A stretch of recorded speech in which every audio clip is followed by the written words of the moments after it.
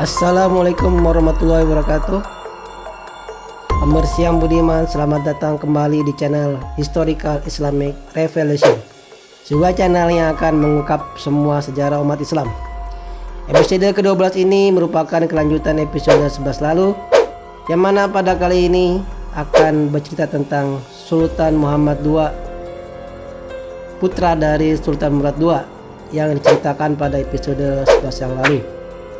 Di masa Sultan Muhammad II yang kemudian dijuluki Al-Fatih, kota Konstantinopel berhasil secara total ditaklukkan dan kemudian dijadikan sebagai pusat kekhalifahan Utsmani. Lalu kota ini dirubah namanya menjadi Istanbul. Tapi apakah kalian tahu bahwa Konstantinopel ini tidak benar-benar pertama kali ditaklukkan oleh Al-Fatih ini, melainkan telah pernah ditaklukkan oleh penguasa Islam sebelumnya, dan bahkan penguasa Latin Nasrani juga pernah menguasainya. Untuk mengetahuinya, mari kita simak penjelasannya. Episode-episode sebelumnya dapat dilihat di link deskripsi di bawah. Bagi yang belum menyaksikan episode sebelumnya, disarankan agar melihat seri video ini dari episode pertama agar memperoleh pemahaman secara lengkap dan tidak sepotong-sepotong yang mengakibatkan gagal paham. Tapi sebelum kita lanjut channel ini, dukung channel ini agar lebih berkembang dengan cara like, klik lonceng, share, dan subscribe.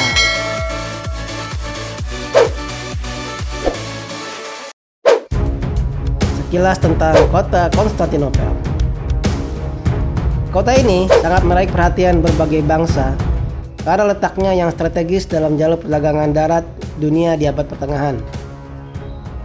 Kota ini merupakan penghubung perdagangan antara dunia Eropa dengan Asia, seperti India, Timur Tengah, Cina, dan Asia Tenggara. Pelabuhan di Konstantinopel juga sangat ramai oleh lalu lintas perdagangan dunia. Kota ini dari posisinya sangat eksotik. Kenapa? Karena kota ini dikelilingi oleh laut, yaitu sebelah utara Laut Hitam, sedangkan di sebelah selatan ada Laut Marmara, Laut Aegea, dan Laut Mediterania. Sehingga ada ungkapan bahwa jika dunia ini hanya ada satu kerajaan, maka Konstantinopel adalah paling layak dijadikan ibu kotanya. Kota ini didirikan pada tahun 306 Masehi oleh Kaisar Konstantin dari Kerajaan Romawi. Di kota ini pula lah pada tahun 325 Masehi agama Kristen Katolik dengan akidah Trinitas diresmikan. Setelah ratusan tahun sebelumnya, penganut Kristen diburu, mengalami penyiksaan mengerikan dan dibunuh. Namun kemudian terjadi keajaiban di mana di masa Konstantin, agama Kristen dijadikan sebagai agama resmi Kekaisaran Romawi. Sebuah ajaran yang awalnya dimusuhi negara berubah 180 derajat menjadi ajaran utama negara.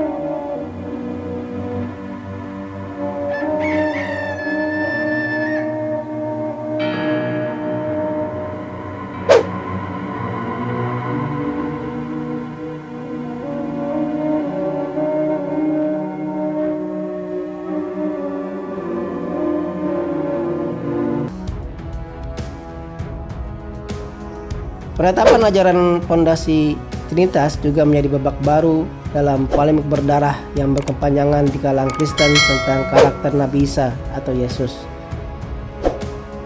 Polemik sekitar apakah Nabi Isa ini Tuhan atau manusia. Akhirnya ajaran Trinitas diputuskan di Konsili Nicea pada tahun 325 Masehi yang menjadi fondasi seluruh kekristenan sampai abad modern ini. Dari sejarah ini disimpulkan bahwa agama Kristen menjadi ajaran dunia tidak dengan peperangan, tetapi dengan kesabaran menahan penderitaan ratusan tahun. Sampai akhirnya takdir mengubahnya menjadi agama dunia. Walaupun banyak kritikan tentang perbedaan besar ajaran Kristen di awal di era Nabi Isa alaihissalam dengan ajaran Trinitas era Konsili Nicea. Berbeda dengan ajaran Kristen, ajaran Islam menjadi agama dunia dengan menggunakan sekaligus peperangan dan propaganda atau dakwah. Pada awal dakwahnya, Rasulullah menerapkan strategi bertahan dalam kesabaran dakwah selama 13 tahun di Mekah. Namun di era Madinah, strategi peperangan sudah digunakan untuk penyebaran ajaran Islam yang disebut dengan ajaran jihad. Ajaran jihad ini diteruskan penganut Islam sampai era dinasti Umayyah, dinasti Abbasiyah, dan terakhir dinasti Utsmaniyah. Ajaran Islam juga sangat unik karena sumber hukum utamanya yaitu Al-Quran dan Sunnah masih terjaga autentifikasinya sampai abad modern ini. Penaklukan Konstantinopel dalam sejarah. Dalam sejarahnya, umat Islam dan umat lain juga berlomba-lomba menguasai kota ini. Umat Islam menguasai kota ini motivasi utamanya adalah motivasi agama.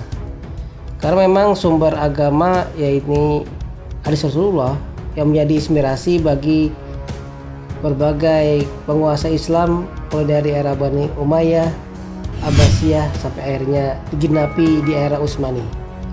Jadi motif ekonomi dan politik hanyalah motif susulan, bukan motif awal dan utama. Berbeda dengan umat lain yang menjadikan motif politik dan ekonomi sebagai motif utama.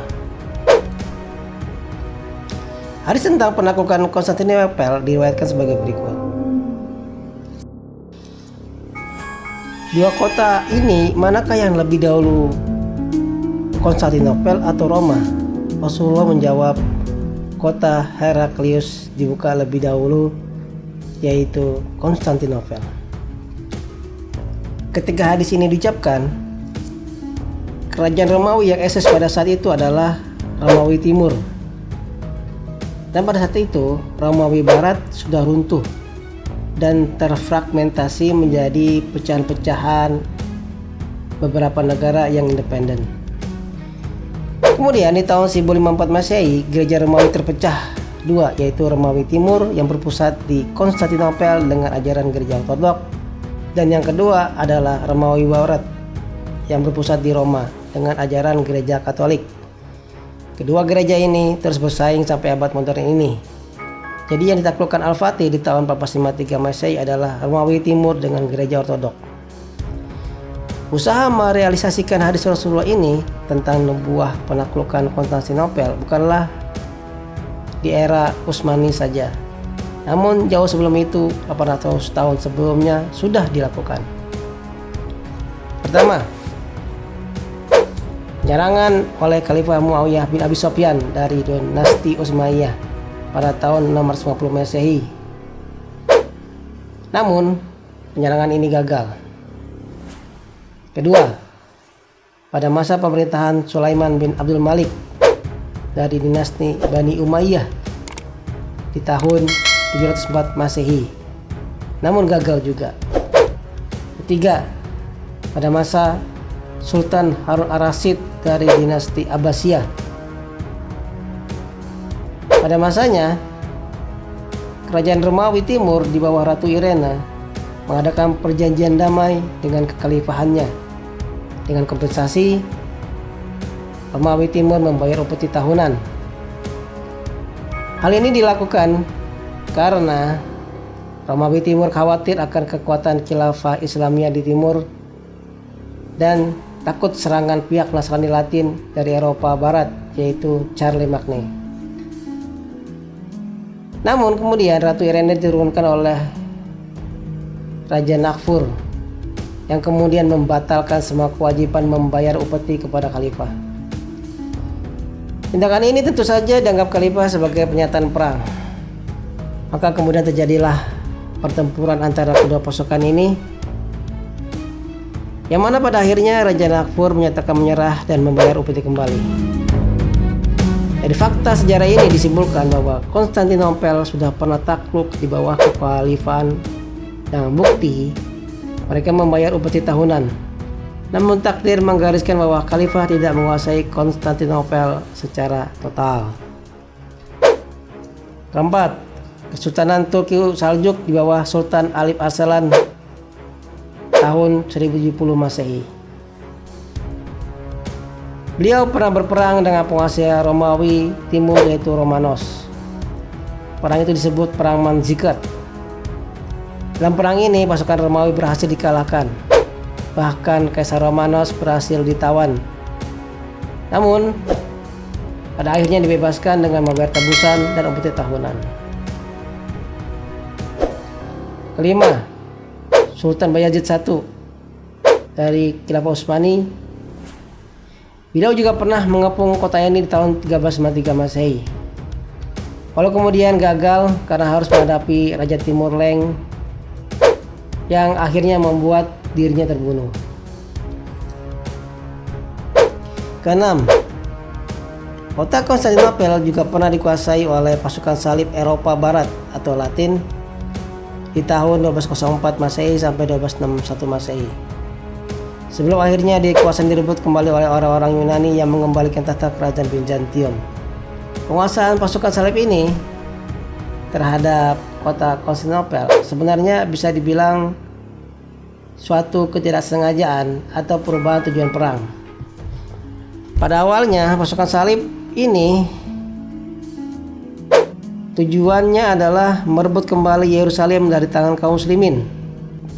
Sebuah perang yang diserukan oleh Paus Innocentius pada tahun 1198 untuk mengobarkan perang salib jilid 4. Ketika pasukan salib sudah bergerak dan sampai ke Mesir, terdengar kabar di Bizantium telah terjadi perebutan kekuasaan antara Raja Ishak II dengan anaknya Raja Alexius. Raja Alexius ini kemudian minta tolong kepada Paus dan pasukan salib. Permintaan ini disetujui oleh Paus di Roma dengan harapan penguasa Raja Barat akan mengakuisisi Raja Timur. Tahun 1204 pasukan salib menyerang Konstantinopel dan berhasil menduduki kota tersebut dengan penghancuran besar-besaran dan penindasan terhadap penduduknya. Tampaknya memang Nasrani Latin Eropa Barat begitu buruk perilakunya dalam sejarah. Tidak hanya kepada yang berbeda agama, yang masih seagama pun mendapat perlakuan barbar. Pasukan salib membakar beberapa gereja dan masjid besar peninggalan dinasti Bani Umayyah. Kemudian pasukan salib menguasai kota tersebut, dan sejak itulah Gereja Latin Roma memimpin gereja Ortodoks. Jadi, penguasaan kota Konstantinopel oleh tentara salib merupakan perubahan tujuan perang. Yang awalnya tujuannya adalah membebaskan Yerusalem dari kaum muslimin seperti awal perang salib di tahun 0099 Masehi, tapi kemudian berbelok menjadi menyerang Konstantinopel. Perang salib 4 ini menggambarkan bagaimana perang salib bukanlah murni membela agama sebagaimana dipropagandakan gereja, melainkan tujuan politik kekuasaan yang kental. Kenapa? Karena dengan begitu mudahnya pemimpin gereja pada saat itu membelokkan tujuan perang suci merebut Yerusalem, lalu berubah menjadi perang dengan motif kekuasaan dan politik, yaitu menguasai gereja Timur Ortodok di Konstantinopel. Namun di tahun 1261, kerajaan Bizantium direbut kembali oleh Michael Palaeologus, dibantu oleh Genoa dan Yunani, direbut dari tentara salib. Michael inilah yang kemudian membentuk bangsa Palaeologus, penerus tahta kerajaan Bizantium sampai runtuhnya kemudian di tangan Khilafah Turki Utsmani di tahun 1453 Masehi. Ketujuh, barulah tahun 1453 Masehi kota Konstantinopel total dikuasai kaum muslimin yang dipimpin oleh Sultan Muhammad II Al-Fatih dari Kesultanan Turki Utsmani. Beliau kemudian menjadikan kota Konstantinopel sebagai ibu kota kerajaannya. Kisah detilnya akan dideskripsikan nanti di episode berikutnya. Fakta-fakta. 1. Menaklukkan Konstantinopel bukanlah kerja yang dimulai oleh Sultan Al-Fatih saja, melainkan merupakan kerja estafet sejak 800 tahun sebelumnya yang dilakukan oleh para sultan dari dinasti Islam sebelumnya, yaitu Umayyah dan Abbasiyah. Semua itu diinspirasi oleh hadis Rasulullah SAW. Kedua, Turki modern yang sekarang ini dulunya adalah bangsa Nasrani Eropa selama ratusan tahun. Kemudian sejarah berputar, mereka dikuasai bangsa Turki Muslim Utsmani. Lalu kemudian berputar lagi di tahun 1924, mereka menghapus kekhalifahan dan menggantinya dengan republik sekuler. Sebuah sistem pemerintahan yang dekat sekali konsepnya dengan negara Eropa kala itu. Akankah nanti sejarah Turki akan berputar lagi? Demikianlah episode ini. Semoga ada manfaatnya. Wassalamualaikum warahmatullahi wabarakatuh.